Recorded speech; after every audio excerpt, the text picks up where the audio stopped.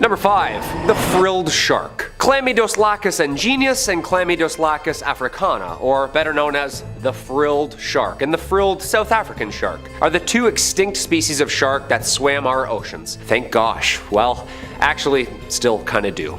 The frilled shark is considered a living fossil, not just its age and time spent surfing the coast, due to its primitive eel-like physical trait, the brown color, the jaws, 8-foot body, and the way its fins, spine, and head move under the water are common in ancient serpents and water creatures. So this thing is like an eel-serpent-shark hybrid. Yeah. Little jarring. Commonly referred to simply as the frilled shark because of its 6 pairs of gill slits at its throat. It swims amongst the Atlantic and the Pacific Oceans, usually in deep, dark, murky waters of the outer continental shelf and upper continental slope. These deep dive sharks usually live and sleep near the ocean floor. Okay, that's a good sign, of course. They live on a diet of cephalopods, smaller sharks, and even swim to the surface at night to feed what's floating atop on the surface. When hunting, the frilled shark moves like an eel, bending and slithering to swallow prey with its long and flexible jaws, which are equipped with 300 rows of recurved, needle-like teeth. So am I just gonna like snorkel into one of these things any day now? Well, good thing is they're really hard to find. Like, really hard. Usually caught by accident in commercial fishing nets, usually at depths anywhere between 50 and 1,000 meters. So unless you're free diving at night, you should be okay. Yeah, they like it deep and dark. I'd say these things are already scarier than the Meg. It's like a shark but an eel-snake hybrid with a shark head and shark-size teeth. That sounds a bit scarier. Well, I mean, the Meg preferred warmer, shallower waters, so maybe this one's a tie. I don't know who's snorkeling 2 miles deep, but it's certainly not me, okay? In my opinion, I'd take a large great white over this dinosaur-looking thing slithering after me any day. Number 4. The fangtooth fish. Ah yes, the Anoplogaster cornuta, or commonly known as the fangtooth. I wonder why. Though they spend most of their time in the deep, common fangtooths are known to migrate towards the surface at night. Sorry, the fangtooths are known to migrate towards the surface at night. That is the scariest sentence I've ever said. Dude, these are way scarier than this giant ancient shark. Like, all the scariest things come out at night, you notice that? And root canals, but they're usually done during the day. The word Megalodon is Greek words meaning giant tooth. I'd take big teeth over this thing chasing me around any day. Thankfully though, this guy is only about 1 foot in length. Okay, that's not so bad. The fish has a mouth that are full of long snake teeth, perfect for hanging onto its prey as they shake. The lockable jaws ensure that, although thrashing may occur, the fangtooth's teeth are locked clamps that effortlessly swim with dinner in its mouth, just getting dragged deeper and deeper down, wiggling and can't move, trying to run for their lives. Well, swim for their lives. And fish of any size. I'm sorry? Yep. Any size. Common fangtooths have been recorded at depths of about 5,000 meters, so whatever lives down there, it's game on. Look at this thing. I was scared of sunfish and seaweed brushing up against my legs. This thing swimming by me, this thing? It looks like a night terror in itself, stalking their preferred prey of crustaceans and of course, other fishes the same size. Common fangtooths are more active than many other deep sea fish and seek out food for meal and sport rather than being purely ambush predators eating when they're hungry. That's terrifying. Packing up for the long winter, huh? Their huge mouth and very long teeth ensure that they are able to attack prey and actually hold on while they relocate them to a deeper, darker spot where they can kind of take their time on the meal. I've swam with sharks. In my opinion, this thing's way scarier. Like, eating small critters running around the ocean floor, sure, but also imagine eating something the same size of itself with teeth? No problem? Slowly devouring it, bite by bite? Yeah, that's way scarier. Come on. Just reattaching itself every bite? Taking you along for the free ride? Yeah, that's horrifying. And number 3, the big fin squid. Of the genus Magnapinidae family, the big fin squid, or as I like to call it, this ocean alien with shoulders, belongs to a group of rarely seen cephalopods with a distinctive morphology, meaning they're really weird and rare. Magnapini meaning big fin, of course. The first record of us catching and looking at this family comes from a specimen talismani caught off the Azores in 1907. This was our first look at this bizarre fish, but due to the damaged nature of the find, little information could be extracted and was classified just as a squid. The problem is when you pull these things out of its atmosphere, it just looks like a piece of wet crinoline dress all of a sudden. Don't get the whole terrifying effect, you know? In 1956, a similar squid was caught in the South Atlantic, but during the 80s, 2 specimens were found in the Atlantic, then 3 more were found in the Pacific, and eventually the creatures found a place amongst the books as its own species, entering the family Magnapinidae. Squids. Okay, so it's not actually a squid, but loosely related. Like a third cousin of maybe alien origin. This thing looks like it crashed here on an asteroid, I'm just gonna say it, doesn't it? Like there's only 12 of these. Not many. The arms and tentacles are the same length. The appendages are also huge and held perpendicular to the body, creating the appearance of a illusion of arms and elbows, giving its trademark alien figure. Most remarkable is the length of the elastic tentacles, which has been estimated around 20 to 30 times its mass and length. Deep sea video evidence puts the total length of the largest specimens at 10 meters long. Yeah, that's 2 trucks. Close-ups of the body and head show us that the fins are extremely large, being proportionately nearly as big as those of a big fin squid. Hence, the comparison. While they do appear similar, no specimens or samples of the adults have been taken out of the water yet, leaving their exact identity, bodily functions, and internal organs a mystery. Awesome. Yes, more mysteries under the water. Alright, I only had really bad night terrors already. Let's just add this in there. Yeah, I'd take a shark swimming with a brain at me rather than this alien thing swimming up to me and just staring at me, trying to understand me for about an hour. Terrifying. Number 2, the gulper eel. Eurypharynx pelicanoides. The pelican eel, or what I just said, is basically a deep sea eel. Like deep sea. If you've seen the Ridley Scott's Alien film franchise or the Predator universe, you'll know that this thing looks exactly like that. Yeah, am I wrong? But instead of like 8 feet tall, it's only 3 feet tall. Yeah, still terrifying. The pelican eel has been described by many synonyms, yet nobody has been able to demonstrate that more than one species of pelican eel exists. Riding solo, huh? That's creepy. One of a kind kinda deal. It's also commonly known as the gulper eel, or umbrella mouth gulper eel, due to its terrifying size and function of its mouth. The mouth and jaws resemble a pelican's gulp, hence the name. The morphology of the pelican eel can be difficult to describe because they're so fragile and oddly shaped that they become damaged when they're pulled out of the deep sea's immense pressure. We can't just swim all the way down there and take pictures, you know? The pelican eel's most notable feature, its mouth, which is much larger than its body, like 5 times the size. The mouth is loosely hinged and can be opened wide enough to swallow a fish 3 times its size. This thing has like a lower mandible of a python, just like unhinging it before dinner. The lower jaw is hinged at the base of the head with no body mass behind it, making the head look abysmally huge. It's basically a swimming mouth with a spine, tail, and I think a brain? Yeah, we don't really know yet. With dot-sized eyes, yeah. It usually is always moving too, rarely stationary. It hunts in some sort of folded state. The pelican eel's mouth has the capability to change to an inflated shape when hunting, giving the mouth its notably massive appearance. Dude, the mouth unfolds like the James Webb telescope. Like 100 working parts. Technically, it's like a geometric shape unfolding as a mouth, followed by stretching, like a cootie catcher. Remember those? This thing eats like a cootie catcher. When the pelican eel is in pursuit of its prey, it slowly starts unfolding itself. Imagine this thing's trucking behind you, unhinging its jaw, slowly the closer it gets. The head and jaw structure unfold and spread horizontally, not vertically. Okay, that's scarier all of a sudden. The unspreading event, or as I like to call it, lunch, is followed by the inflation of the mouth from a stretchable skin of the head, which it feeds on prey. Then, water's expelled via the gills. Okay, so it's basically a large strainer, and after it eats, it blows itself out, releases all the water back into the water. Just wrings itself out. Come on, this thing is horrifying. Thank gosh it only eats crustaceans and creepy little crawlies on the bottom seafloor. And number 1, the phantom jellyfish. Stygiomedusa gigantea. I love that word. Commonly known as the giant phantom jellyfish, is a part of the monotypic genus of deep sea jellyfish. Stygiomedusa. With only around 110 sightings in 110 years, it's a jellyfish that is rarely seen. Well, I guess like once a year. I don't know, I'm not really good at math. Believed to be widespread throughout the world, it thrives in all oceans and seas, with the exception of the Arctic Ocean. Yeah, a little too cold for it. The Monterey Bay Aquarium remotely operated underwater vehicles have only sighted the beast 27 times in 27 years. Dude, what's with all the matching numbers? Is this CIA run? A study conducted by the Journal of the Marine Biological Association of the UK revealed info regarding the species and had this to say. The gigantea is thought to be one of the largest invertebrate predators on this planet. planet. One more time please. The largest predator. It is commonly found in the ocean's midnight zone, reaching depths of about 7,000 meters. Deepest human free dive is about 300 meters. Okay. Yeah, we're good. Unless you have a wide lung span. The largest predators in the deep sea, the giant phantom jellyfish's typical prey consists of plankton and small fish.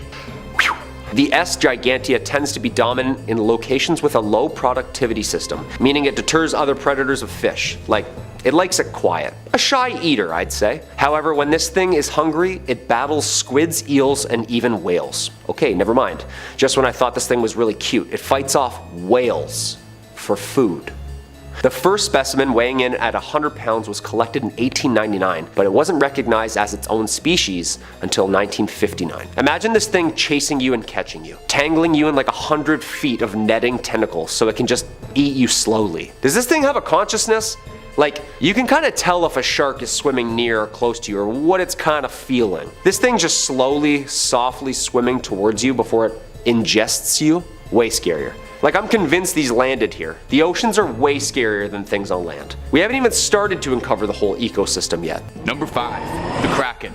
Over the port side, boys! There she blows! Batter down the hatches, the Kraken's here! I'm sorry, I absolutely could not resist. I'm just trying to paint you a picture of the scene here. The Kraken is an absolutely legendary sea monster, harking back to old sailors' tales from the 17th century. It started as an old Nordic legend and was said to haunt the waters from Norway through Iceland. But as its legend grew, stories of the Kraken would be passed throughout the world, carrying on from sea to shining sea. It's widely theorized that the legend of the Kraken began with sightings of the colossal squid, a creature almost as mythical as the Kraken itself. An old fisherman's tale, it's depicted as a colossal cephalopod, capable of crushing a fully stacked galleon with its tentacles and bringing it down to the ocean floor. If the tentacles and its heaving beak aren't enough, it also creates whirlpools around it, as it drags your doomed ship down with it all the way down to Davy Jones's locker. The Kraken probably has one of the best PR agents in the sea monster community, being the subject of stories, songs for centuries, finding its way into numerous movies, a career-making role in Clash of the Titans, a very strong supporting role in the Pirates of the Caribbean franchise really helped elevate it to stardom, even finding its way into a bunch of video games over the years, serving as a boss for players in God of War, Sea of Thieves, and for the real OGs out there, RuneScape as well. When it comes down to who could defeat who, it's not even a question. The Megalodon wouldn't get so much as 30 seconds with the Kraken. The Kraken of lore was crushing ships in seconds. You think it's even gonna notice crushing a shark? Number 4, the Loch Ness Monster. Now, the Loch Ness Monster is probably the most famous sea creature of all time, and probably one of the most famous Scottish things of all time, alongside William Wallace, kilts, and haggis. It's also one of the world's oldest recurring cryptid stories, with the first reports of Nessie going all the way back to the year 565.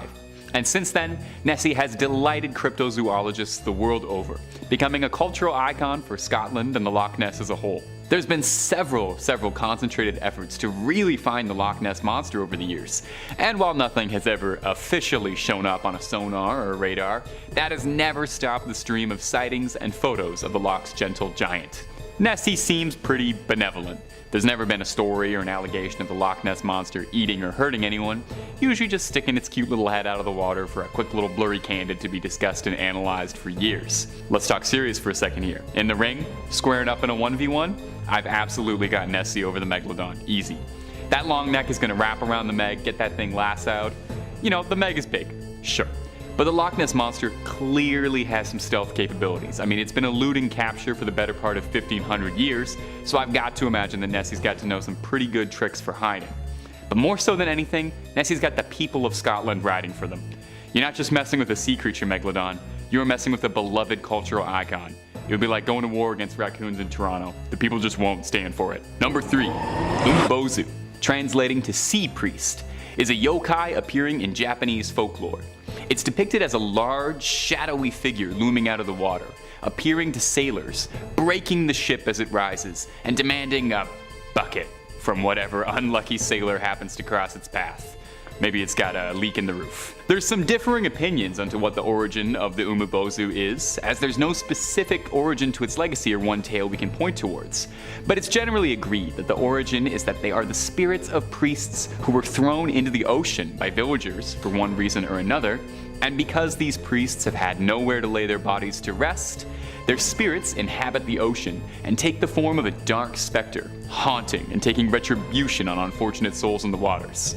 I'd never heard about this creature until researching it for this video, and I've got to say it has got some fantastic folklore. You really should do yourself a favor and look up Umubozu after. The Umubozu rising from the sea and asking if you've got a bucket for it is hilarious. Like it's more of an annoying roommate than a sea monster asking if it can borrow something. Folklore says the Umubozu would cling onto the hull of the ship and shriek at the sailors, sinking them down. The Umubozu's weakness? The smell of smoke, apparently. So if you're looking to get rid of one, light some sage up, I guess, or light something. I'm sure that's very easy to do when you're on a wooden boat in the water. Now, squaring up against the Megalodon. This one, I actually do feel like it could go either way. The Megalodon, giant shark, Umubozu, scary specter. But I am going to give the edge to Umubozu solely because I don't know if it's got an actual tangible physical form or if it's just a shadow monster. You know, Megalodon can't really bite through shadows, I don't think that's one of its powers. As well, I could really see Umubozu pulling that little trick, you know, hanging on to the side of the Meg, asking for a bucket, and then the Megalodon, who presumably doesn't speak any languages, not understanding what's happening, gets dragged down to the bottom of the sea, never to be seen again. Number 2, Skyla and Karabitus. Skyla and Karabitus are sort of like a wrestling tag team duo as far as mythical sea monsters go. They worked in tandem, hounding opposite sides of a narrow strait of water, and famously clashed with the Argo Odysseus, made famous in Homer's Odyssey. The first beast, Skyla, was described to be a dragon-like creature, having 12 feet, 6 long necks, and atop each neck was a head full of razor-sharp teeth. Sailors unlucky enough to pass through Skyla's territory were swooped from their vessel and swallowed whole before they'd even know what would happen. That doesn't sound so bad, you know, all in an instant. There's some speculation that perhaps the original Skyla was a very dramatized account of sailing through an underwater reef, which would definitely provide some explanation as to why a writhing mass of limbs and teeth would be shredding through a ship's hull. But Skyla is only one half of this dynamic duo, the Robin to Batman, and the other half is Karabitus. Karabitus is a little harder to describe, as it has no agreed appearance. In the original myth, the Odyssey, Karabitus presents itself as a whirlpool, savagely swirling around, creating the tides and pulling passing ships into their doom. Maybe it's just a little camera shy, and it lets its more handsome sibling take a lot of the front-facing business. However, of the two, it could be argued that Karabitus was the more dangerous of the two, as during the Odyssey, Odysseus chose to sail his ship closer to Skyla than Karabitus, figuring that it was wiser to lose 6 men to lose the entire ship. Very wise guy. Now, the Megalodon. Drop out of this one before you even try. A one-on-one is one thing, but a duo battle against a whirlpool and a 6-headed dragon? Save yourself the embarrassment and just clock out and go home. Number 1, Yormagander. Yormagander is another old Nordic sea legend, also known as the Midgard serpent or the world serpent, and is a serpent so large that its tail would surround the circumference of the earth and all its oceans and loop back around onto itself inside its mouth, creating an Ouroboros. This impressive girth is where the creature gets its name, World Serpent. Yormagander's also had a bit of a star-studded run in pop culture, appearing in Marvel Comics and most recently the new God of War, based around Nordic legends.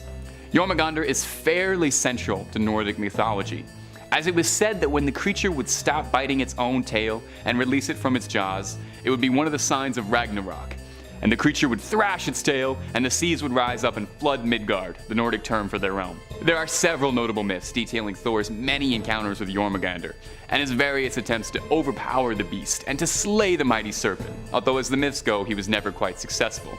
Good for me, because I actually don't think I would do too great in Ragnarok. I'm really not much of a fighter, and I don't think I would do well wrestling any Vikings. It's said that when Ragnarok occurs, Thor will slay the mighty serpent, only to find himself defeated by poison from the creature himself. All of this to say is that as far as sea monsters go, there could not possibly be anyone more powerful in lore than Yormagander. All this beast has to do to initiate the end of the world is to take its tail out of its mouth. The Megalodon wouldn't be able to challenge this thing. It would literally be over before it began. The Yormagander opens its mouth to start the duel, and that's it. It's done. Not only is the Megalodon done, but everything's done. Seas flooding, fires raining down from the heavens.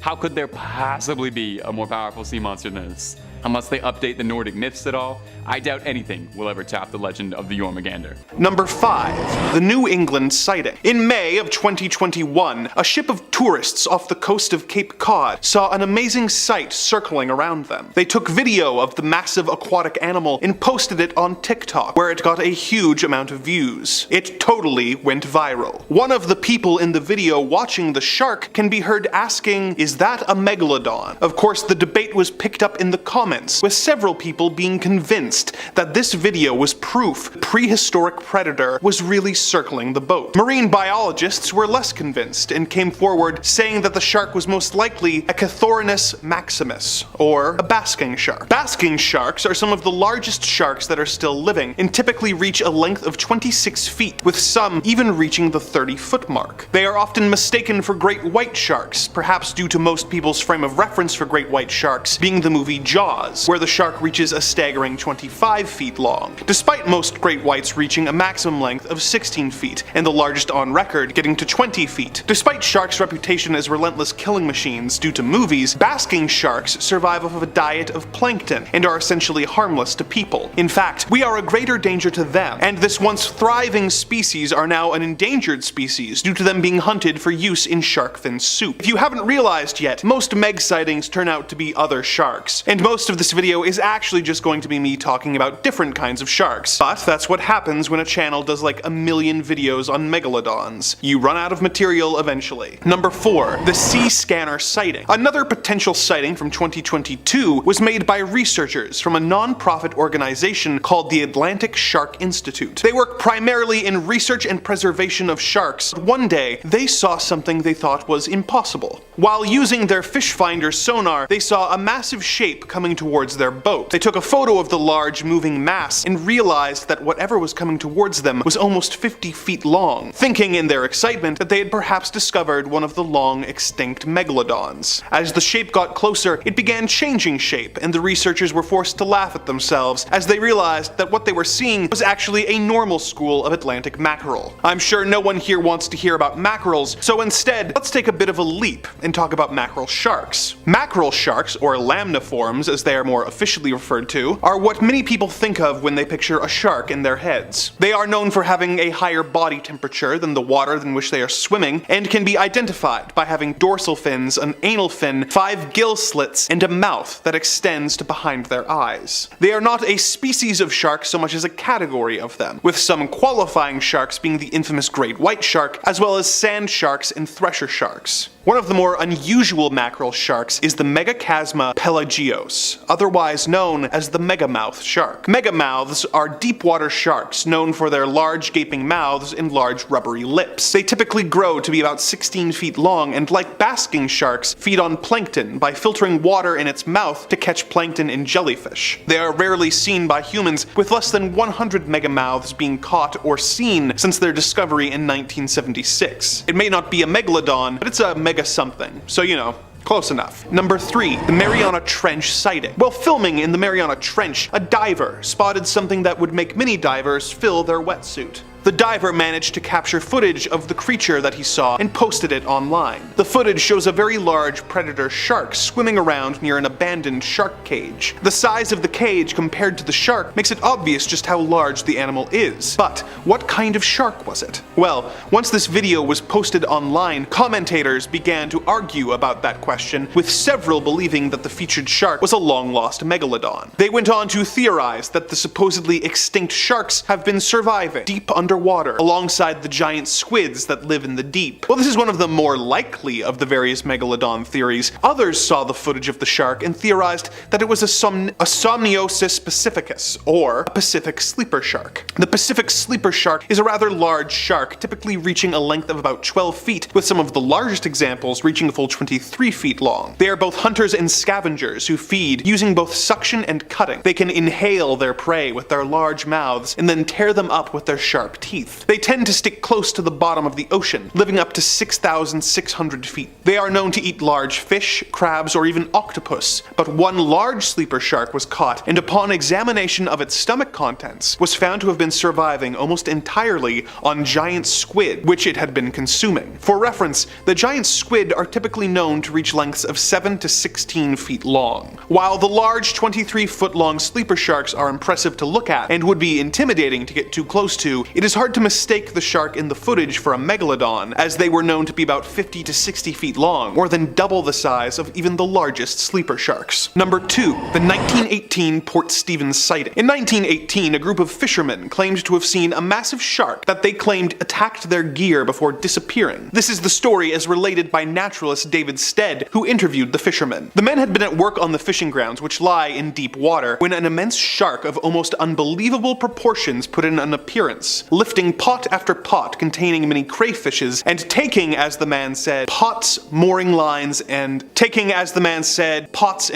lines. These crayfish pots, it should be mentioned, were about 3 feet 6 inches in diameter and frequently contained 2 to 3 dozen good-sized crayfish, each weighing several pounds. The men were all unanimous that this shark was something the like of which they had never dreamed of. In company with the local fisheries inspector, I questioned many of the men very closely, and they all agreed as to the gigantic stature of the beast, but the lengths they gave were on the whole absurd. I mentioned them, however, as an indication of the state of mind which this unusual giant had thrown them into. And bear in mind that these men who were used to the sea and all sorts of weather and all sorts of sharks as well. One of the crew said the shark was 300 feet long at least. Others said it was as long as the wharf on which we stood, about 115 feet. They affirmed that the water boiled over a large space when the fish swam past. They were all familiar with whales, which they had often seen passing at sea, but this was a vast shark. They had seen its terrible head, which was at least as long as the roof on the wharf shed at Nelson Bay. The measurements given by these men would indicate a shark twice the size of a megalodon, so I think we can assume that they may have been unintentionally exaggerating in their panic. If there was an attack by a shark and it wasn't a megalodon, what could it be? Due to its behavior of sucking up the crayfish traps, it very well could have been a whale shark. Similar to the megamouth shark, whale sharks, or Rhinocodon typus, are filter feeders who feed mostly on plankton and small fish. They are no threat to humans, but are the largest species of sharks still alive today, being able to reach a maximum of 61 feet long, making them quite comparable, if only in size, to the megalodons of old. Number 1. Ironbound. In 2019, marine biologists captured a large Carcharodon carcharius,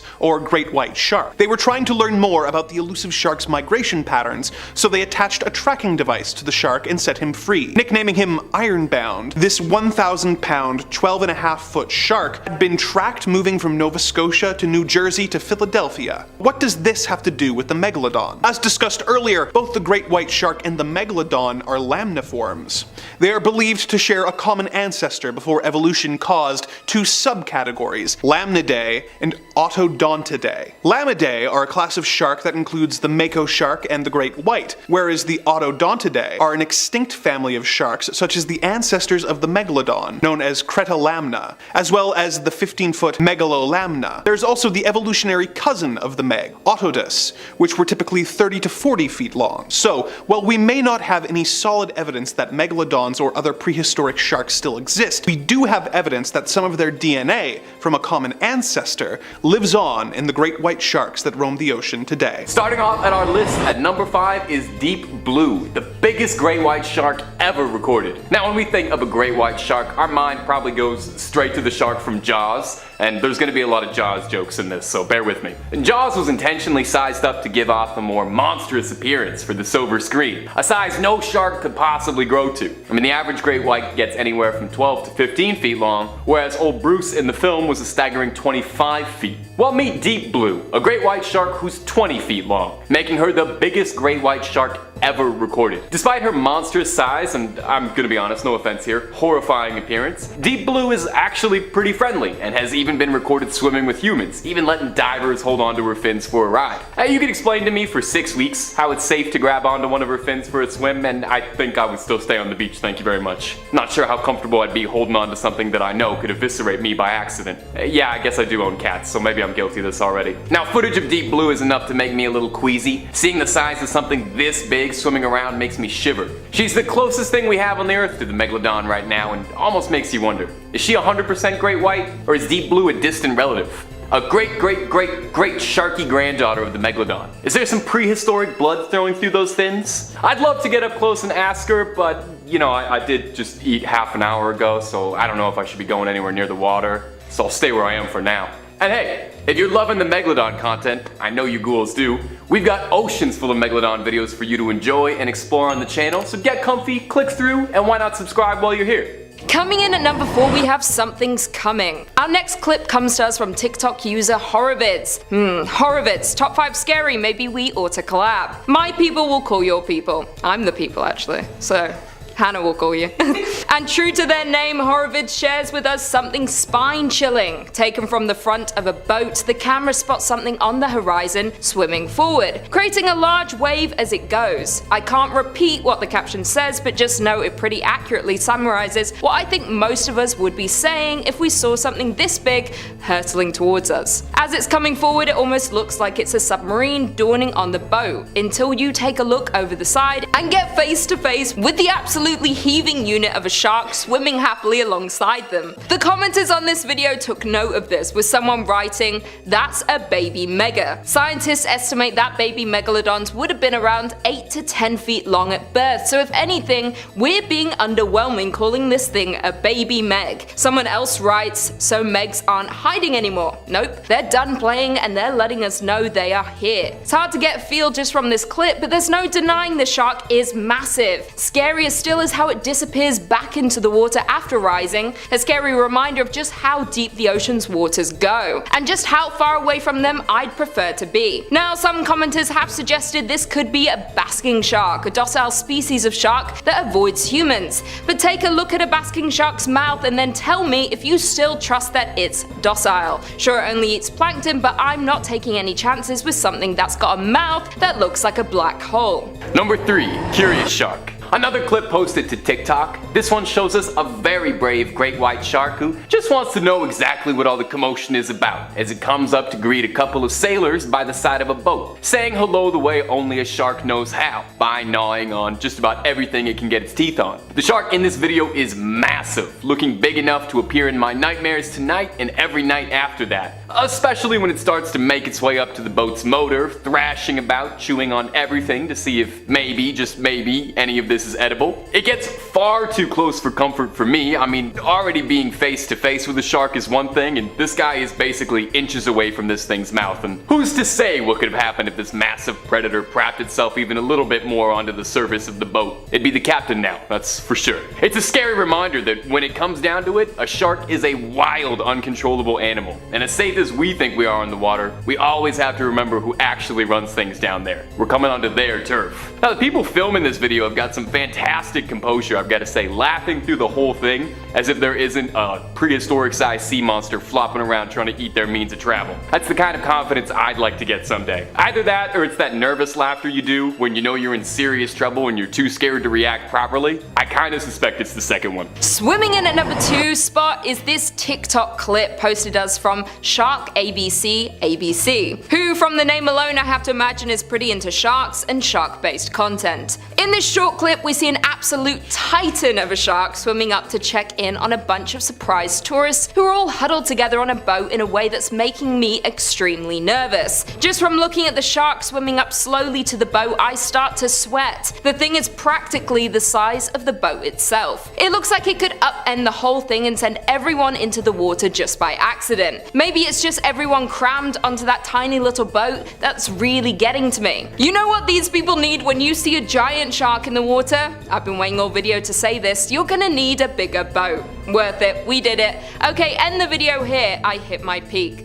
Luckily, despite all my worrying, no one in this clip was hurt, as the shark was just checking them out, probably scouting them, letting all this little sharky buddies know for later that if you swim up real cute and let the humans take pictures of you, it makes it real easy to get the drop on them. I just don't trust them. And finally, at number 1, the Beach Stalker. Our number 1 clip comes to us from Dubai. The video captured shows a bunch of tourists and locals enjoying a day on the beach when they'd be disturbed by something a little fishy, or rather something big and fishy, and sharky to be specific. I'll stop beating around the bush. It's a giant shark that came up to the beach. That's what I'm trying to imply. A shark was spotted stalking its prey on the coast of Kite Beach, a beautiful beach popular with the tourists. The shark can be seen almost sneaking up on the beachgoers. How? I'm not quite sure. Usually the music cues gives this sort of thing away. While most of the beachgoers have the good enough sense to hustle up onto the sand away from the shark, surprisingly slowly though, I've got to say. This one lady saunters out of here like it's nothing. I've seen people get out of a pool faster because somebody peed in the water, let alone that there's a shark pacing up and down trying to decide which one of you looks like it'll make the best appetizer. The thing swims up and down like it's scanning the buffet. Scarier still than that is the woman who's caught out in the water between a shark and the hard place. We see the lifeguard charging in to try and keep the situation cool, and hats off to the guy because that's more cool and collected than I could possibly be, but that's why he's a lifeguard and I'm a YouTube host. Luckily, no one was hurt during this and everyone got themselves off the beach and made it out safely, but I'd bet you anything it was probably a bit of time before any of these beach bums ever made it way back to the water. Woof.